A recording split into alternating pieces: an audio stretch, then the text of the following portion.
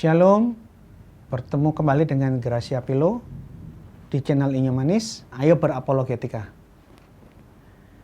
Kali ini saya mau menanggapi buku ini. Sanihu Munir membuat sebuah tulisan yang mencela, mengkritik pola makan umat Kristen. Judul bukunya, Apa Kata Yesus Tentang Babi? Inti buku ini adalah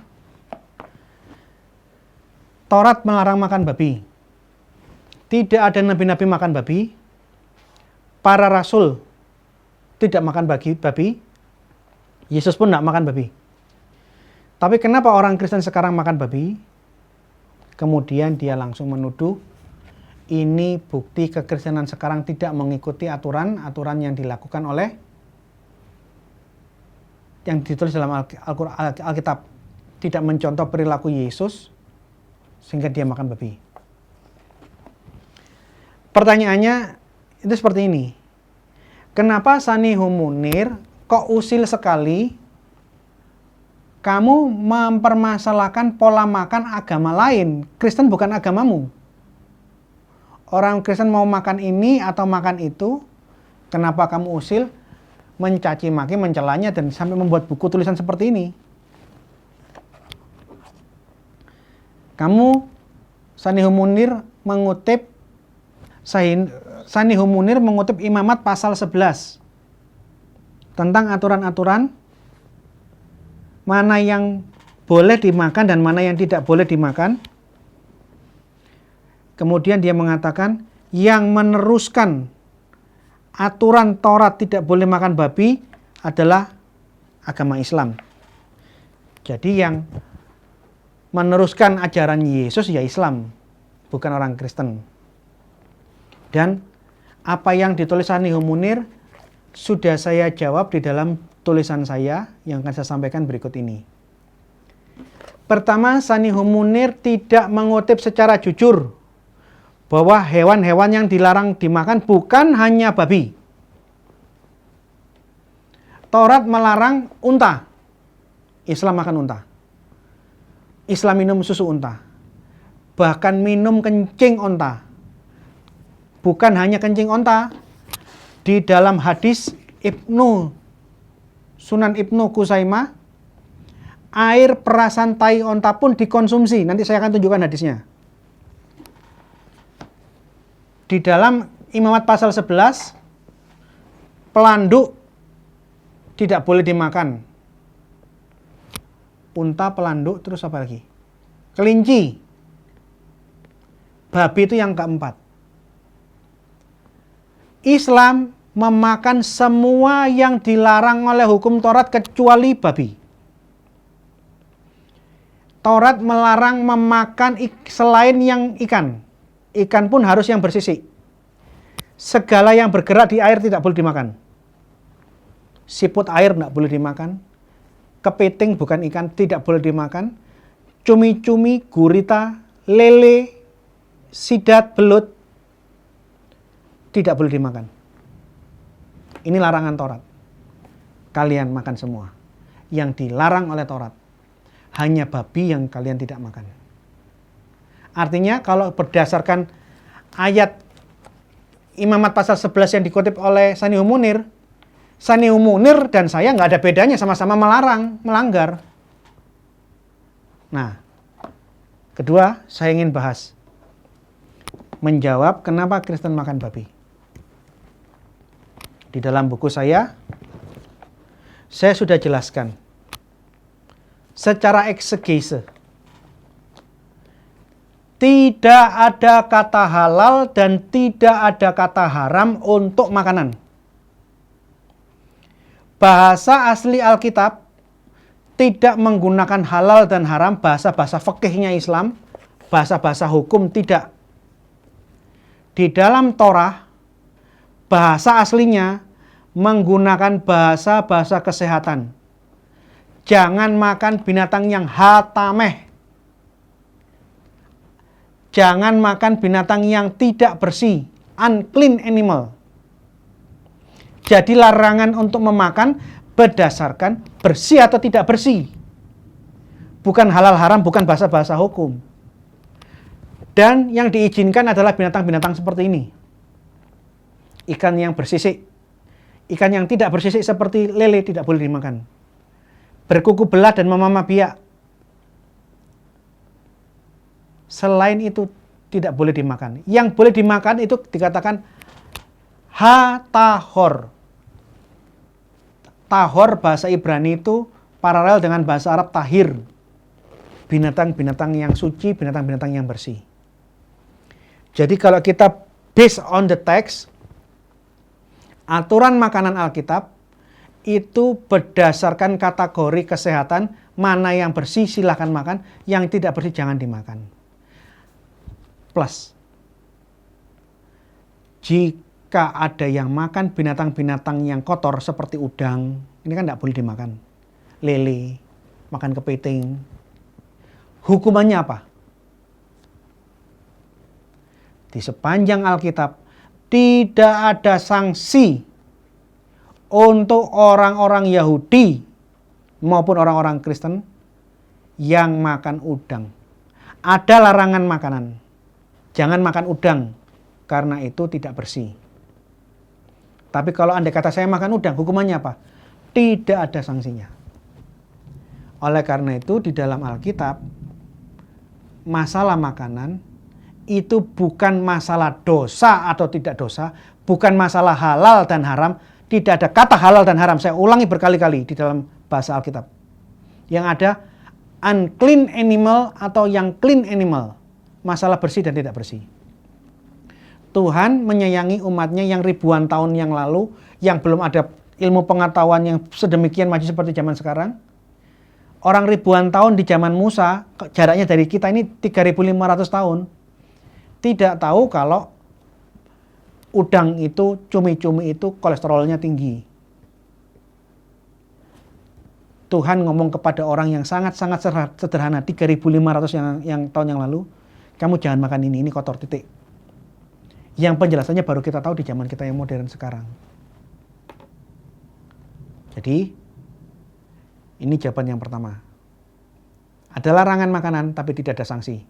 Bahkan di dalam 1 Korintus, tulisannya Paulus, makanan tidak membuat kita lebih dekat dengan Allah. Kamu makan atau tidak makan, itu masalah kebiasaan dan masalah kesehatan yang akan ditanggung pribadi lepas pribadi. Oleh karena itu di dalam konsili di Yerusalem, diputuskan masalah makan atau tidak makan, masalah sunat atau tidak sunat, itu masalah sekunder dan tidak ada kewajiban. Harus makan ini atau makan itu, tidak boleh makan ini, tidak boleh makan itu, atau harus disunat, tidak ada. Ini keputusan konsili Yerusalem. Nah, sekarang saya ingin tunjukkan di sini, bukan dalam konteks mengolok-olok, menghina Islam. Tidak, saya tidak mau menghina Islam. Saya hanya membacakan apa yang ada tertulis di dalam hadis. Ini kitab suci kalian, kategorinya sahih, disahihkan oleh Syekh Albani. Saya hanya membacakan apa kata hadis-hadis sahih mengenai pola makannya umat Islam. Anda bisa saksikan di layar. Umat Islam halal makan bangkai paus. Yang mana bangkai paus ini tentu haram, tidak boleh dimakan oleh orang Yahudi. Paus tidak bersisik, apalagi ini bangkai. Di dalam hadis, orang Muslim boleh makan bangkai paus. Ceritanya, orang Muslim kelaparan dalam kondisi berperang. Dia lihat ada bangkai di laut.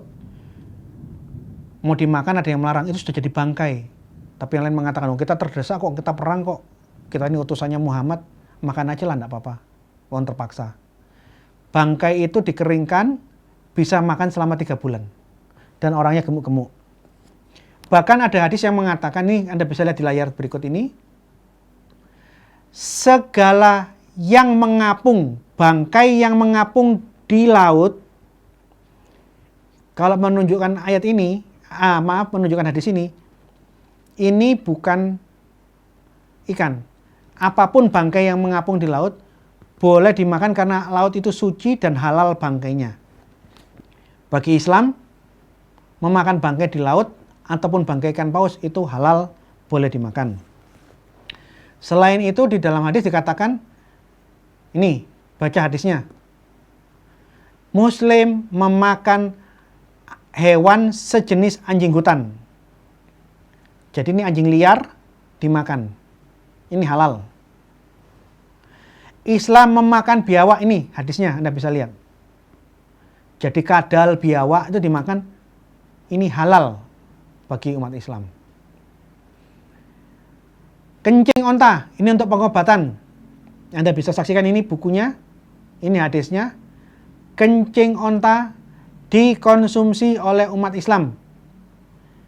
Menurut aturan agama Islam ini halal dikonsumsi. Sekarang kita lihat hadis yang lain. Di dalam Sahih Ibnu Khuzaimah, buku 1, halaman 146 sampai 148.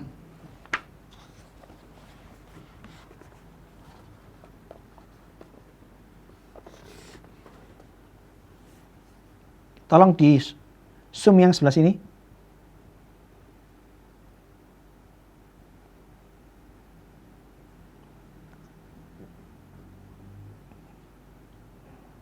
Oke, saya bacakan.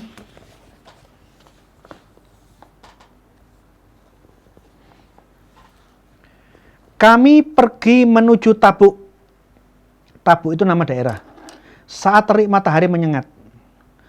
Lalu kami singgah di sebuah tempat di mana kami dilanda kehausan sampai kami mengira leher-leher kami akan putus. Sehingga ada seseorang pergi mencari air. Dan ia pun belum kembali. Sehingga ia mengira lehernya akan putus. Sampai ada seseorang menyembelih untanya, lalu memeras kotorannya, meminumnya, dan sisanya itu, perasan air tai onta itu sisanya, diletakkan pada bagian-bagian tubuhnya, dilulurkanlah begitu. Ini loh. Hadis Sahih Ibnu Khuzaimah mencatat bukan hanya kencing onta bisa diminum untuk kesehatan, tetapi air perasan tahi onta juga pernah dikonsumsi, bahkan dipakai untuk semacam hand body, kira-kira gitu, untuk luluran. Nih, Anda bisa baca. Ya, ini polanya Islam. Ada lagi hadis nih. Hadis tentang tikus yang masuk ke dalam bejana yang isinya minyak. Dan tikusnya mati di dalam kubangan minyak. Hadis mengatakan, hadis ini terjadi saat di rumahnya istrinya Muhammad, siapa namanya itu? Maimunah. Hadis ini dari Maimunah. Maimunah itu istrinya Muhammad. Salah satu istri Muhammad. Tapi yang khusus dari istri ini adalah, dari Maimunah adalah, orang Islam dilarang berhubungan seks, menikah di saat menggunakan ihram, kain di saat berhaji, ini umroh. Tapi Muhammad menikahi dan berhubungan seks dengan Maimunah di saat Maimunah berihram. Nah, suatu saat di rumahnya Maimunah, istri yang dinikahi Muhammad saat dia berihram itu,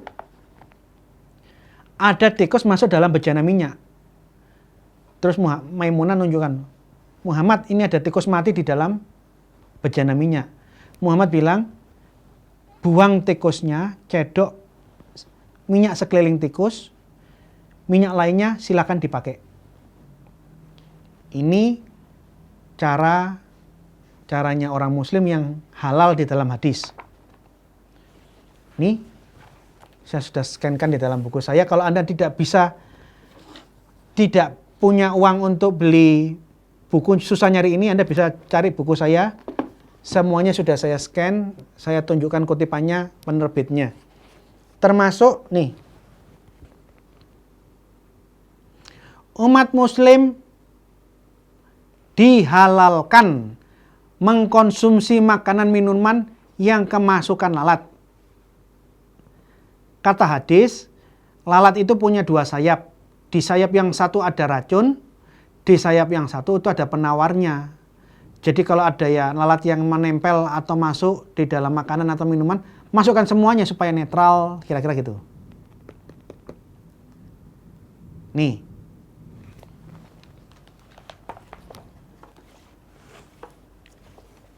Yang terakhir mengenai babi.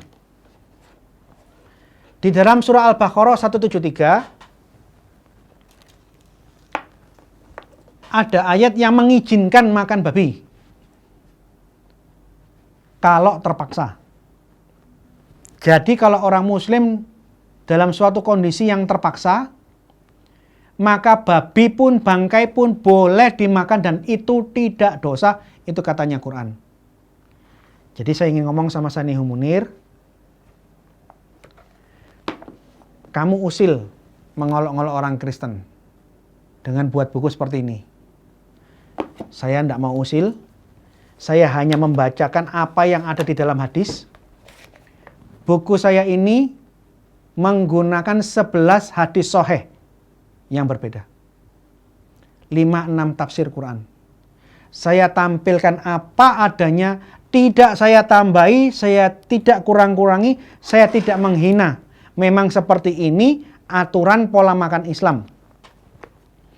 Apakah ini baik apa tidak baik? Ya itu urusannya orang Islam, menganggap baik ya silakan kamu makan. Tapi jangan paksakan pola makanmu, minum kencing onta, makan bangkai,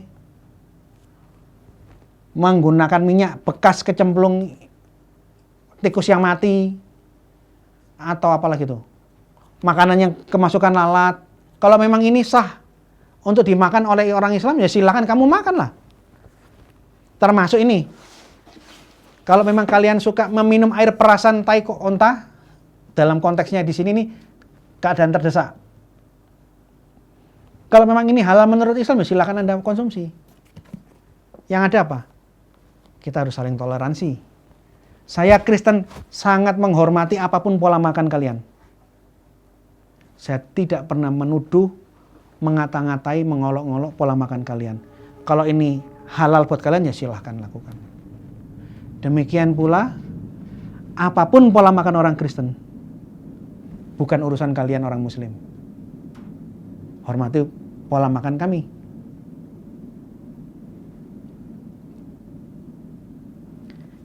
Jadi kalau saya datang ke tempat Anda, Pak Sanihu, Anda tahu saya suka babi, sajikanlah babi panggang karo.